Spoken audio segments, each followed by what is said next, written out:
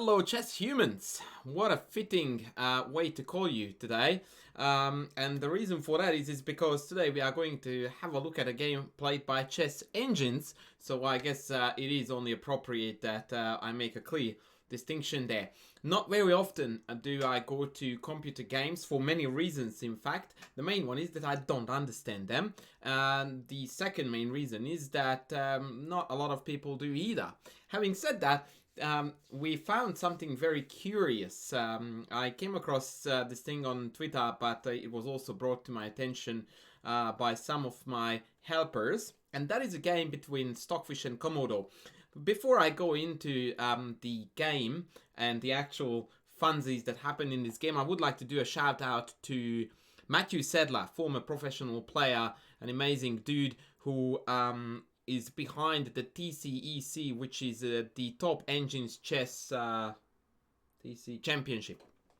And he regularly tweets about it, so I very highly recommend you to follow him on Twitter, especially because usually his tweets are particularly interesting positions, decisions, stuff that would catch your fancy as a chess player. So shout out to Grandmaster Matthew Sadler for running the show and regularly tweeting about this. And so let's dive into the game, which, as you can see from the layout, is a game between Stockfish and Komodo. The opening is a Sicilian, once again, as you can see, and I'm not really going to talk too much about what's going on in opening middle game, because once again, it's ridiculous to, even pretend that I can grasp what's going on, but I will stop at particular points where I think there is a message to be passed on. I really like the opening choice. Fantastic. This is the so-called Perigny variation in the Sicilian in the English attack. Instead of playing the stock standard f3, here g4 actually accelerates the attack. It's a really awesome opening variation that I really highly recommend to people above a certain rating range. It's immensely complicated and like jungles of variations. I was fortunate enough to analyze two of these games in this opening played by Judith Polgar for one of our courses, and it is just sheer insanity. The idea is that after e5, knight f5, g6, g5, gf5, instead of taking the piece, white actually takes on f5, retaining the tension and sacrificing a piece, and often another one after d5, d4. An absolutely bollocks insane variation, a lot of fun. I really highly recommend you to engage with this if you want to. And I'm somewhat disappointed that here instead the engine rejected the variation and played h6, but that would have been a very interesting contest to observe between top engines. So now we are basically entering a very commonplace theme where white just throws in the kitchen sink on the king side and in the center for an attack, and black is trying to dodge the bullets. Interestingly, until now, we are following a game between Hu Yifan and Yu Seshina from 2013, and actually castles was the first new move here. b5, a3, knight e5, queen g3, and now the engine wants to play f4 and pick off the g4 pawn, and that's exactly what it does, except that there are some adjustments that need to be made, and said adjustment is a kingside pressure. Now, I don't want to get ahead of myself, but I would like to already highlight an interesting feature, and that is that here white is about to create an incredibly annoying positional bind. And if there was something that I was surprised about when the first artificial intelligence programs came out, AlphaZero most notably, and then later Lila Chess, is that we have always known that the engine was ridiculously powerful in the tactics department.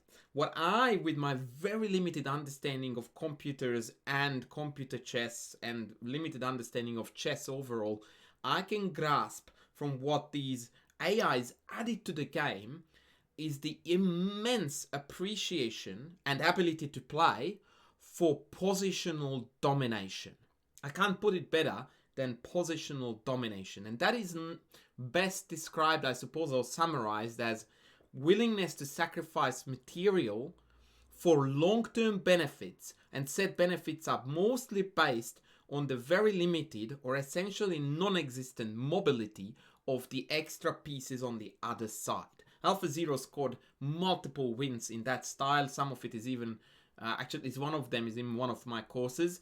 And that is exactly what we are going to observe here. Although these are not AIs, they are programmed chess playing programs. But nonetheless, the theme is the same. So black here tries to come up with some attack on the queen side to counterbalance the king side pressure. And we are going to observe here something very cool. So the engine plays bishop d4. Black plays, when I say the engine, so white plays bishop d4, rook h7. Note that here e5 is one of the few things that I wanted to analyze just out of curiosity, because I was sure that the computer would smash me real hard for this. And of course, right, I was. Knight e5, queen b7, and bishop takes e5, an absolute beauty of a move. And after de, knight f6, king e7, and queen d3, I would like to highlight, actually, the main features of positional domination based on immobility of pieces. White is threatening with queen d8 mate, no less, on move 26. Like, there is no connection between rooks on move 26. That's a big price to pay. And of course, if bishop g7, we just pick off the c4 knight and white just dominates the board. Better still, after knight takes, we have got the marvelous finish, knight f6 check, king e, doesn't matter whether it's king d8 or king e7, but king e7 is the prettier. Obviously, king d8 is just queen e5, rook d6 check, even a non-check actually. I'm so excited I'm calling it check, but let's just stick with the currently existing rules. It's a non-check, this is a check, and after king c6, queen e5, again, the back rank fest guarantees that white's attack is going to break through. If you want to know the valuation here, it's about +9, a little bit north of 9 actually. So black is gonna lose the queen at least, and some more material beyond that. So e5 was a dead lost attempt here, but I just wanted to show you some human ideas that I wanted to throw into this. And now we are approaching what this whole video is about by the title and why we actually picked it out. Because here, white just puts on an absolute show, starting with this beautiful tactical strike, bishop c5. Idea being that after dc, queen c7, the dual threat of rook d8 and queen c6 can't be parried. Once again, the shattered and scattered black pieces just totally can't put up any resistance whatsoever.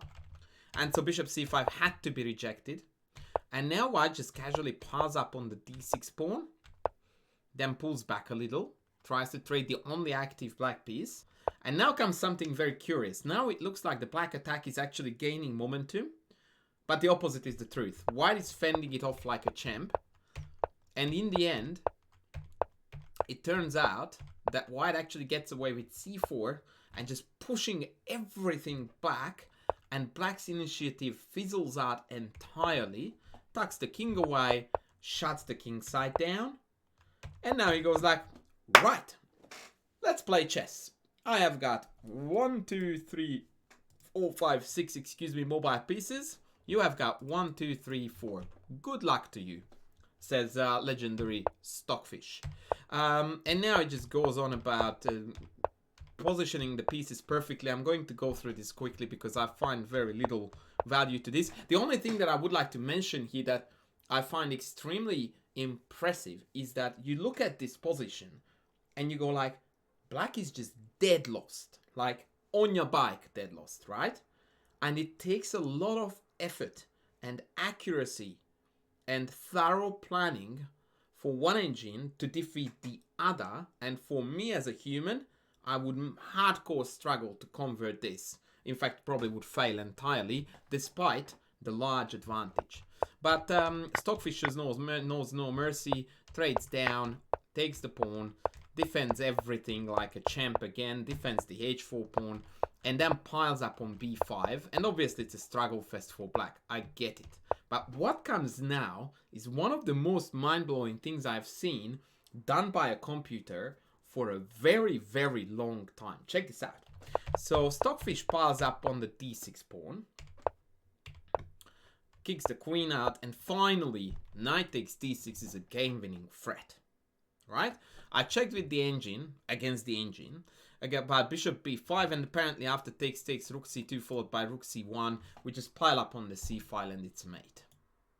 But if I look at my Stockfish, the three top moves, irrespective of evaluation, which is shockingly like +9 here already for white, is king c8, rook h7, and bishop takes b5.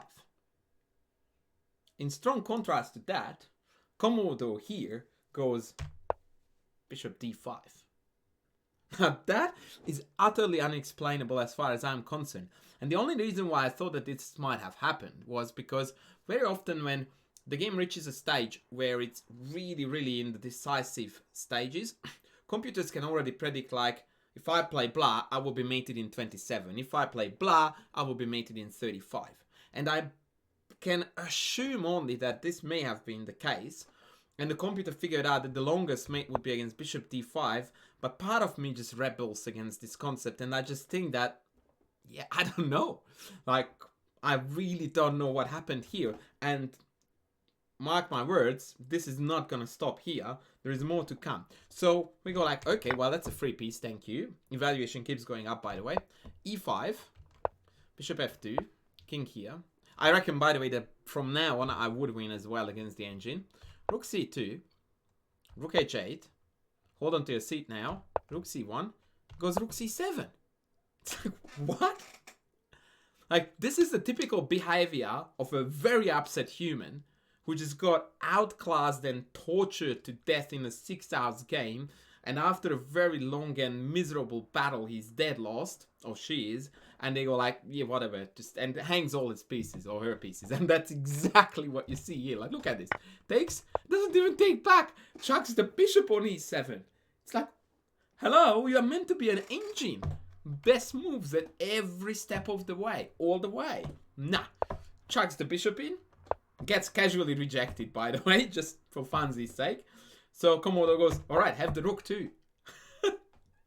And now it's mate in 7, apparently, if I take neither, but take on d6, opening up the file first. And even the mate is remarkable, by the way. Knight takes, queen d5, check, check, takes, check, and an absolutely beautiful finish with knight g7. But the short circuit that went down here, and I'm guessing that programmers would tell me, dude, like, chillax, like, whatever, +9, it, like, didn't matter. But still, the engine doesn't have emotions, and I don't think that this is objectively the best move. So I really am puzzled about what on earth may have happened here, and perhaps if you are a programmer, or if your understanding of chess engine is better than mine, which is rather an easy thing to accomplish, by all means let me know what happened here, because I am very curious. So, chess humans, that's gonna be it for me for now. I've got a few videos lined up, so keep your eyes peeled, because I'm going to come at you with a few very exciting, at least for me, but I hope for you too, because what excites me is what excites you, videos. So I will be back with more soon. Don't forget to like, to comment, to sub. We have already crossed the 15k sub mark, so we have got only 4,900 more to go, and then mission accomplished. So help me to get there. Thank you very much for watching. I will be back with more soon.